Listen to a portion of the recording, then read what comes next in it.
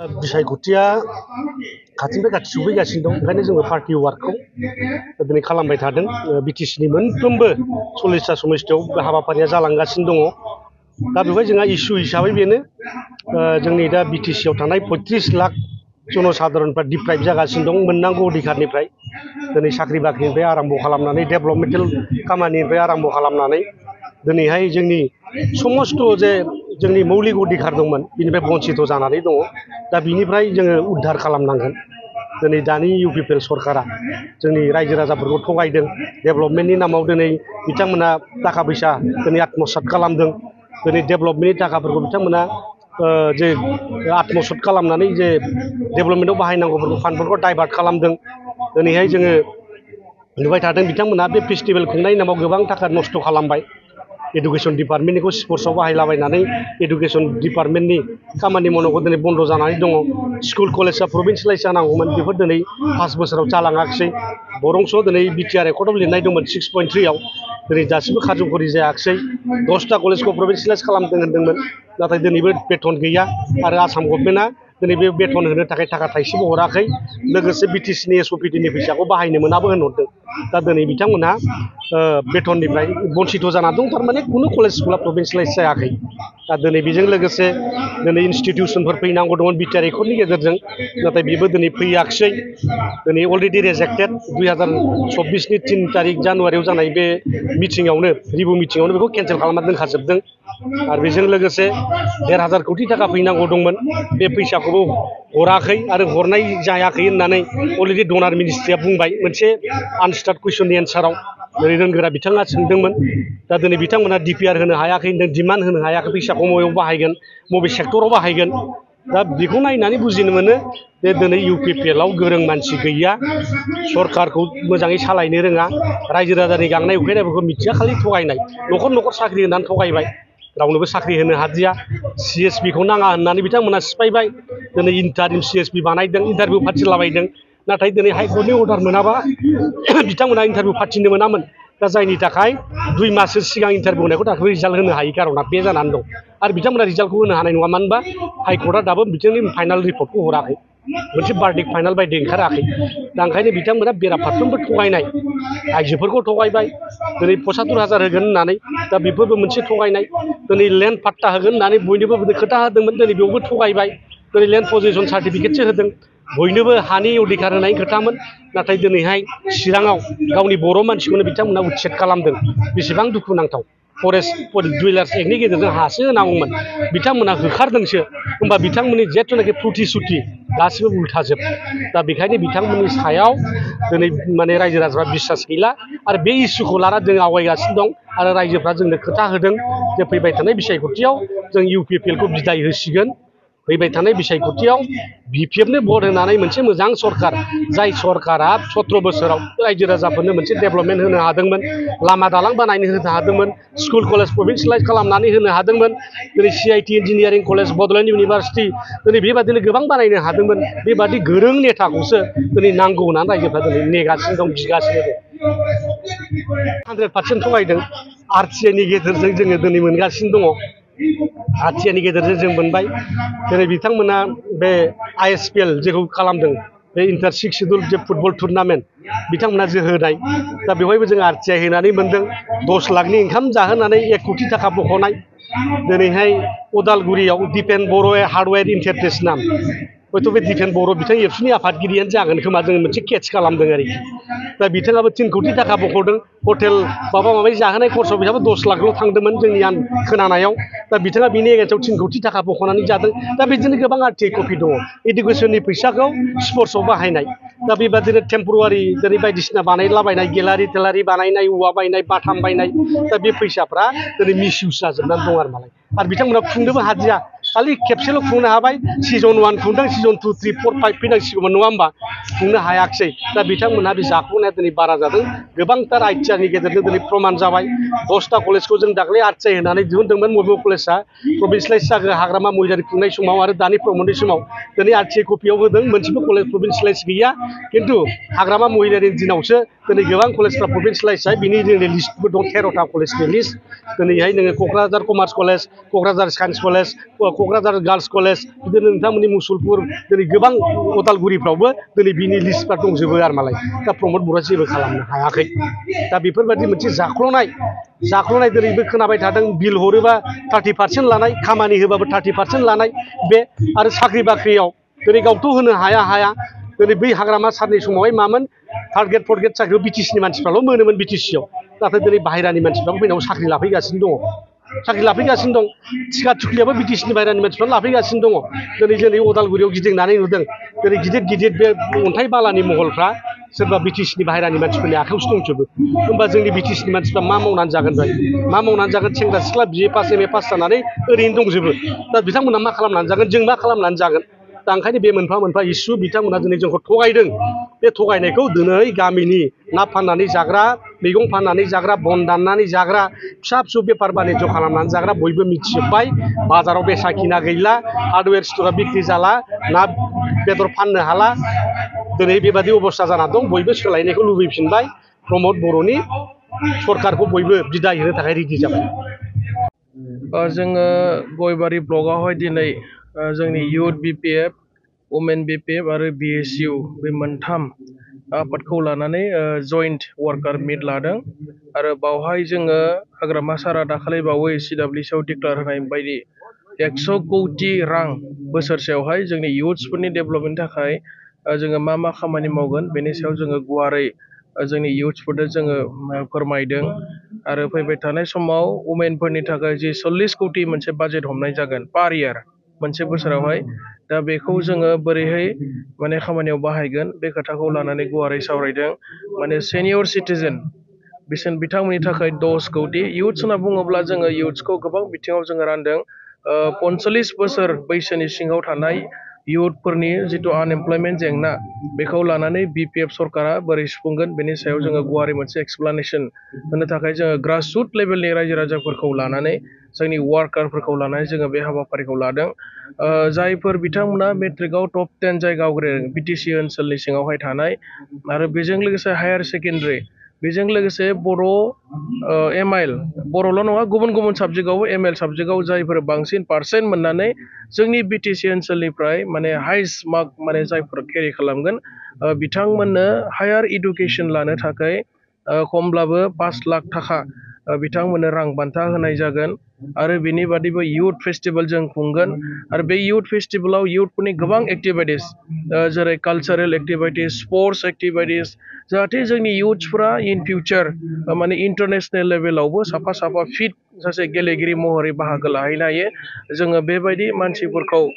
जोङो जौगानायनि गोबां बिथांखि लानानै खामानि मावदों BPF हान्जाया दा बेनिखायनो जोङो 100 कौटिखौ इयुथ्सफोरनि मुङाव बाहायनो थाखाय जोङो गोबां बेबायदि माखासे एजेन्डा लानानै जोङो सावरायगासिनो दङ आरो बेनि फाइनाल शेप होनो थाखाय जोङो माखासे एक्सपार्ट मानसिफोर लानानैबो जेरै जायफोर बिथांमोना आर्मि पुलिस पेरामिलिटारि फर्सेसआव थांनो गोसो जादों सेंग्रा सिख्लाफोर दा बिथांमोनखौ जोङो फिजिकेल ट्रेनिं आरो लोगोसे रिटेन एग्जाम मोनफ्रोमबो डिस्ट्रिक्ट वाइसआव बेखौ खुंनाय जागोन आरो बिथांमोननि थाखाय गासिबो फ्रि जागोन थानाय जानाय बिथांमोननि जि माने ट्रेनिंनि डिउरेसनाव जाखिनि खरसा नांगौ BPF सरकारनिफ्राय बेखौ माने बियार खालामनाय जागोन आरो बेबायदि प्लेनिं लादों जाहाथे जोंनि गेजेराव एमप्लयमेन्ट जेनेरेसन क्रिएट जायो जोंनि इयुथ्सफोरनि गेजेराव जोङो बेखौ खोब मोनसे सिरियास एजेन्डा हिसाबै BPF हान्जाया लादों आरो बिनि अनगायैबो गोबां माने जायफ्रा PhD स्कलार आरो बिनिफ्राय इन्जिनियारिं डक्टर मेडिकेल साइन्सआव जायफोर माने एन्ट्रेन्स पास जागोन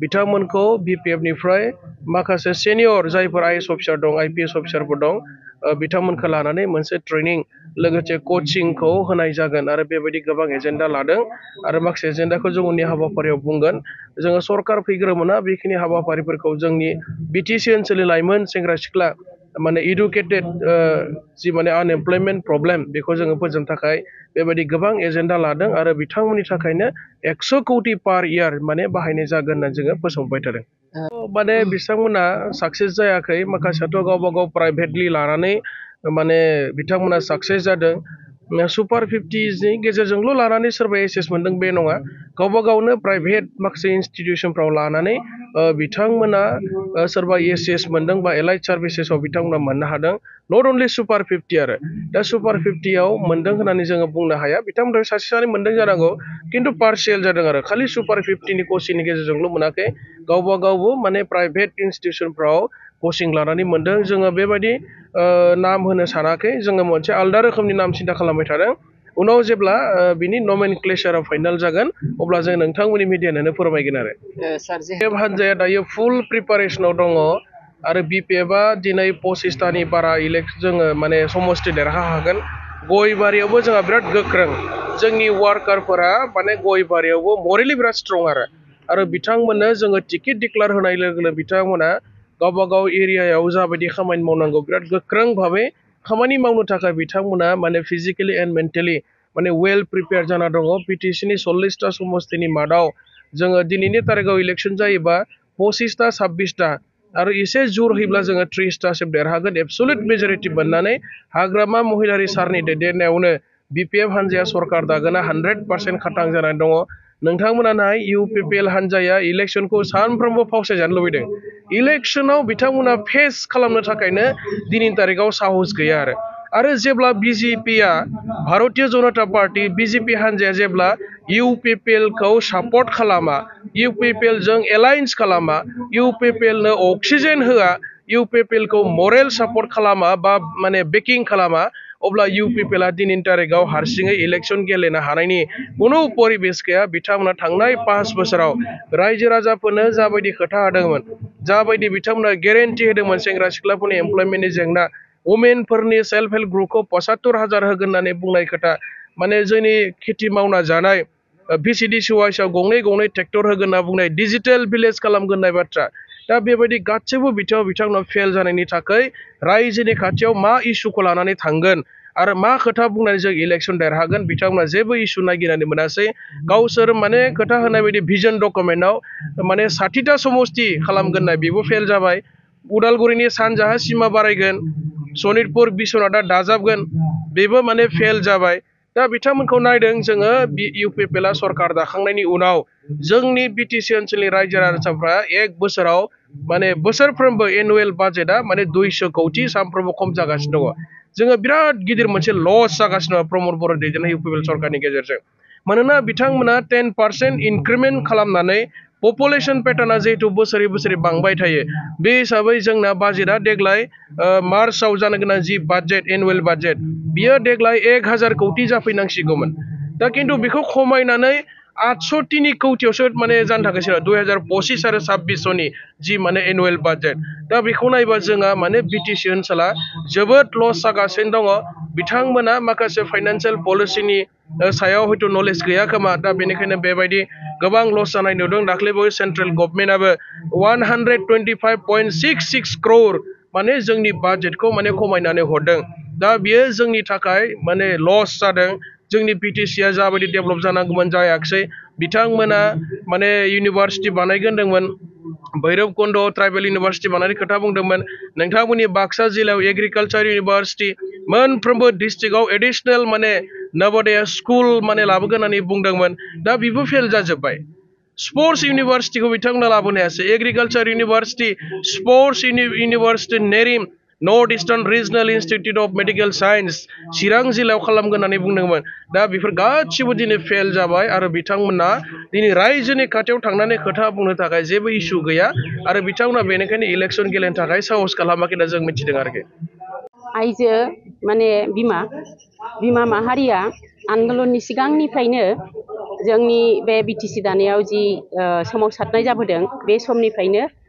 मुख्य भूमिका लाबोबाय थादों माने गाहाय बिबानखौ लाबोबाय थादों आरो आइजोफ्रा जेब्लायबो बेनि थाखाय सांग्रां जे जोंनि फिसा फिसौफ्रा सान्थियाव थानो मोननांगौ जोंनि जि एरिया जोंनि जि साहित्य सासित ओनसोल बे ओनसोला बिटिसि ओनसोला सुखआव थानांगौ सान्थियाव थानांगौ जोंनि फिसाफ्रा सान्थियाव थानो मोननांगौ जोंनि फिसाफ्रा ओंखाम रसा नांनो मोननाय नङा जोंनि फिसाफ्रा लेखा फरा फरायनो मोननांगोन जोंनि फिसाफ्रा बेफार बानिज्य खालायनानै जायगाखौ उन्नति खालायनो थाखाय बिसोरो खामानि मावनो सुबिदा मोननांगोन आरो जों लुबैयो जे बेफोर गासिबो जोंनि बिमा माहारिनि जि साननाय हनाय बेफोर बास्तबआव महर मोननांगौ आरो बेनिखायनो दासिमबो जों नुबाय थादों जे बिपिएफआव जायफोर महिलाफोर दङ माने बहुत महिलाफ्रा माने दिनैसिमबो बुंनो हाया जे बहुत महिलाया BPF गारनानै दस्रा दलाव थांदों होननानै बुंनो हाया जोंनि महिलाफ्रा आगोलाव जेसेबां BPF आव दंमोन लोब लोब दाजेननायनिफ्राय बेसेबांमोनलाय 2003 आवहाय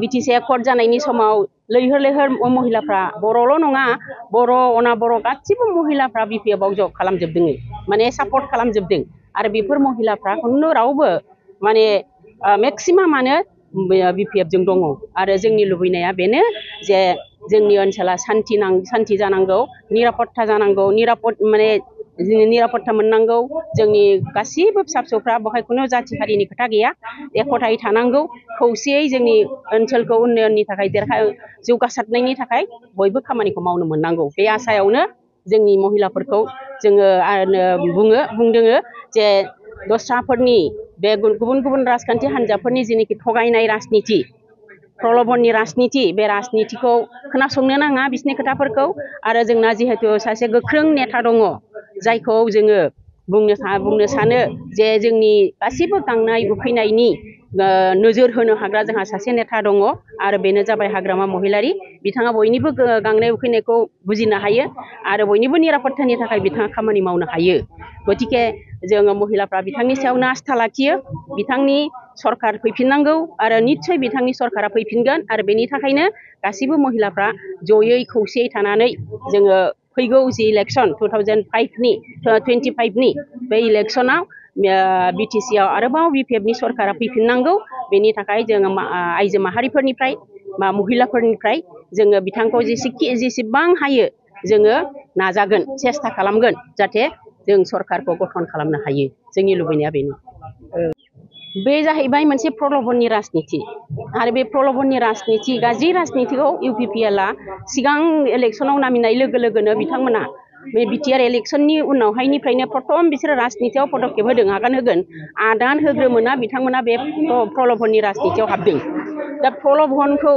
जोङो महिलाफ्रा जोंना माने बे सिं गामि सिङाव थानाय बांसिन महिलायानो एसे लेखा रोङै एसे माने गुरै गोसोनि महिलाफोर नालाय बिथांमोना सानो जे बयबो सैथो खोथाखौनो बुङो बिदि सानदों आरो प्रमद बर'मोन बायदि जायफ्रानिकि लेखा गोरों जायफ्रानिकि बहुत गिदिर खोथा बुंनो गोरों माने गोबां खामानिफोरबो मावबोनाय नुदों एबसुनि समाव बिथांमोना जुदि खोथा बुङोब्ला सोर मानिया जानो ओंखायनो महिलाफ्रा सानदोंमोन जे बिथांमोननि बुंनाय खोथाफ्रा निस्सय सैथो जागोन खोमा ओंखायनो जिहेतु बिथांमोना सेल्फ हेल्प ग्रुपनि थाखाय 75,000 करि बिसोर खोथा बुंदोंमोन मोनसे सेल्फ हेल्प ग्रुपआव 75,000 होगोन होननानै बेनि आसायाव जोंनि महिलाफ्रा मोनमारगोन खोमा साननानै गिर्जाब बिथांमोननि जानानै खामानि मावहैदोंमोन बेवहाय जोंहा खहा जादों जोंनि महिलाफ्रा दा हमनो हाबाय बुजिबाय मोनथिबाय जे रावबो 75,000 थाखाखौ मोनाखिसै 75,000 थाखाखौथ' मोनखायाखिसैनो आरो मोनसे बे जाहैबाय सेन्ट्रेल गभर्नमेन्टनि आसनि बे अरुणोदय आसनिया बेखौ स्टेटफ्रा होयो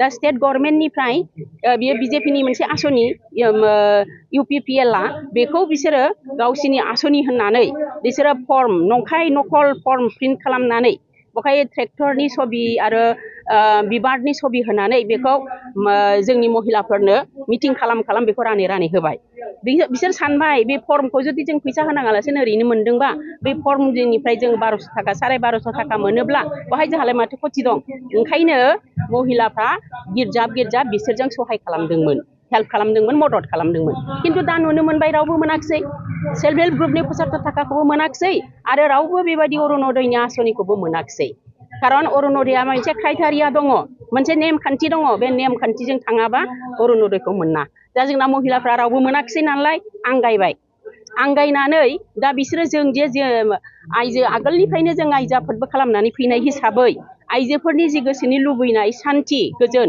आरो गथ'फोरनि निरापत्ता बेनि खाथिराव दा जोङो गासिबो महिलाफ्रा बांसिन महिलाफ्रानो दा जोंजों दङ आरो बे आसनिफोर अरुणोदय आसनियानो होन बा सेल्फ हेल्प ग्रुप 75,000 थाखायानो होन बेफोरखौ दा बिथांमोना बावगारलांबाय आरो गासिबो महिलाफ्रा जोंनि जानानै दा BPFनि थाखायनो सिन्था खालामो आरो निस्सय BPFनि थाखायनो फैगौ 2025 सननि जेनेखि BTC इलेक्सन बे BTC इलेक्सनाव जोंनि महिलाफ्रा खामानि मावगोन नोंथाङा रेलवे आसाम पुलिस बेंक टेट बायदि सरकारि साख्रि मावनो गोसो दं नामा एबा नोंथाङा बेफोर बायदि साख्रिनि थाखाय थियारि खालामगासिनो दं नामा नोंथाङा railway, Assam police, banking, SSC, Assam direct recruitment, TET बायदिनि आनजादखौ खनले होदोंब्लाबो जाफुंसारनायखौ मोननो हायाखै नामा? जुदि नोंथाङा railway, Assam police, banking, SSC, Assam direct recruitment, TET cum recruitment आनजादनि थाखाय थियारि खालामगासिनो दङब्ला नोंथांनि थाखाय लानानै फैदों मोनसे मोजां रादाब। लास्ट ईयर से प्रिपरेशन स्टार्ट किया बट कोचिंग ज्वाइन करने के बाद ही मेरा एग्जाम क्लियर हुआ। तो मेरा इस साल 3 एग्जाम का प्री क्लियर हुआ, CHSL का प्री क्लियर हुआ, फिर IPS PO का मेरा प्री क्लियर हुआ है और CGL का भी मेरा प्री क्लियर हुआ है। तो अभी मैं मेंस का प्रिपरेशन कर रहा हूँ। क'क्राझार सहरनि RNB road ward number 6 Sai Baba मन्दिर एबा एयारटेल अफिसनि साखाथियाव दङ IBT कचिं इन्स्टिट्यूटआ। IBT कचिं इन्स्टिट्यूटआव banking, SSC, railways, defence, TET आरो गुबुन सरकारि साख्रिफोरनि आनजादनि कचिं होनाय जायो आरो बेनि मुं थिसननाया दासान्दि सोलिगासिनो दङ। आं नाजाथाय मेथ्सफोराव उइकफोर ओमफ्राय दा बाहायनायानो एसे गोख्रों जाबाय आरो बाहाय CA क्लासबो जायो माने सामफ्राम कारेन्ट एफेयारफोर जानाय बहाबा मा जानाय जिउ मा जानाय बिदिखौ मोनगोन ओमफ्राय रिजनिंफोर इंग्लिश क्लास जोबोद खाथियाव मेरा क्वांट में एक्चुअली खराब था इसलिए मेरा ज़्यादातर एग्जाम में क्वालिफाई नहीं कर पा रहा था और कॉन्फिडेंट भी नहीं था। जब से मैंने ज्वाइन किया है तब से मैंने क्वांट पे एक्चुअली अभी मैं क्वांट पे अच्छा हूँ और कर भी पा रहा हूँ। तो अभी कॉन्फिडेंट भी हूँ और फैकल्टीज भी बहुत अच्छे हेल्प करते हैं बहुत। IBT कचिं इन्स्टिट्यूटआव मुं थिसननायनि गोबां मुलाम्फाफोरखौ नोंथाङा मोननो हागोन, जेरै ल' course fees, specially daily current affairs classes, lifetime membership card, weekly 5 to 6 days classes, comprehensive study materials, regular online and offline mock test, Make My Exam app, flexible class timings, doubt clearing session। बेफोर गासै सुबिदाफोरखौ नोंथाङा IBT coaching इन्स्टिट्यूटआव मोननो हागोन। अब्ला थाबैनो मुं थिसनदो। आबुङै मिथिनो थाखाय 9387277188 एबा 91013258449 आव सोलाद लानो हागोन।